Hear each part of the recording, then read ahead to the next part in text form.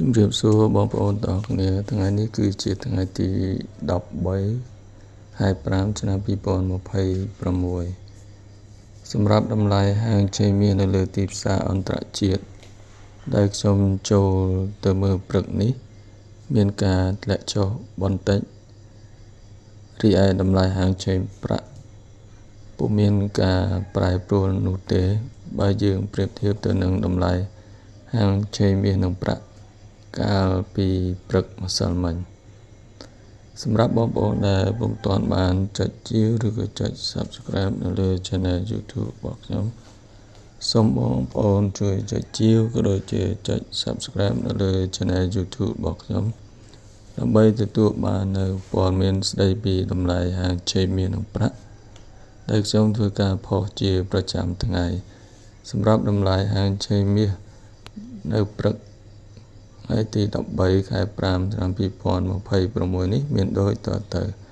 1អោនតម្លៃ$4,718 1ជីតម្លៃ$568 1ដំឡឹងតម្លៃ$5,688 និង1គីឡូតម្លៃ$15660 ចំណែកឯតម្លៃហាងឆេងប្រាក់នៅព្រឹកថ្ងៃទី13ខែ5ឆ្នាំ2026នេះវិញមានដូចតទៅ1អោនតម្លៃ$86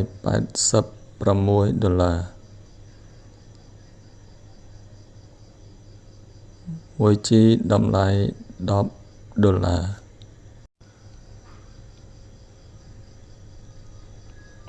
ដំឡឹងតម្លៃ$104និង1គីឡូតម្លៃ$2,788 សម្រាប់តម្លៃហាងឆេមៀនិងប្រាក់ដែលខ្ញុំបានជម្រាបជូនបងប្អូនបាញ់មិញនេះចប់តែប៉ុណ្ណេះអរគុណបងប្អូនទាំងអស់គ្នាដែលបានទស្សនានិងតាមដានយកចិត្តទុកដាក់ស្ដាប់នៅការរៀបរាប់របស់ខ្ញុំតាំងពីដើមរហូតមកដល់ទីបញ្ចប់ជូនពរបងប្អូនទាំងអស់គ្នាមានសុខភាពល្អរោគទទួលទានមានបានគ្រប់គ្នា